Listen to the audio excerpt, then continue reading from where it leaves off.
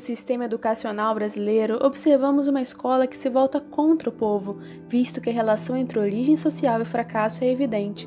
As classes socioeconomicamente desfavorecidas são as que mais fracassam na escola.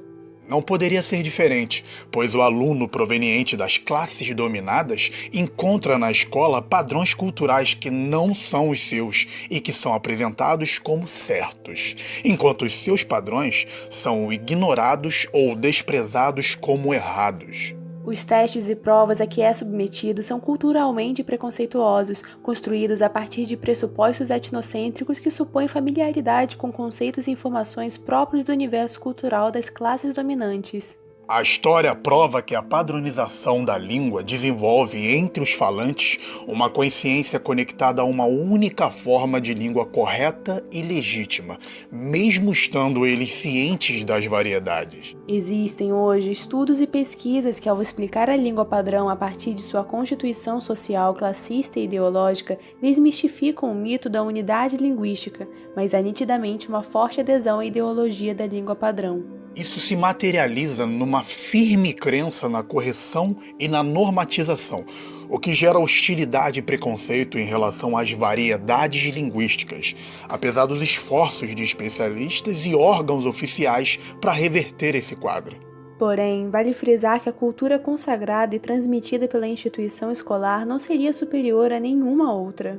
O valor atribuído à escola é arbitrário e não está fundamentado em nenhuma verdade objetiva ou inquestionável. Todavia, apesar de arbitrária, a cultura escolar é reconhecida socialmente como a única legítima e universalmente válida. Uma vez reconhecida pela consciência comum como legítima, ou seja, como portadora de um discurso socialmente neutro, a escola passa a poder desempenhar suas intenções de reprodução e legitimação das desigualdades sociais, assim como a naturalização da cultura e do status do grupo dominante. Logo, as diferenças nos resultados escolares dos alunos tenderiam a ser interpretadas por eles próprios e pela burocracia escolar como diferença de capacidade, definindo alguns como portadores de dons, outros como inteligentes e outros como incapazes. Quando, na verdade, essas diferenças decorreriam de uma maior ou menor proximidade entre a cultura escolar e a cultura familiar do aluno, como já observamos anteriormente. E como também já vimos, a educação escolar está intimamente associada à cultura da classe dominante,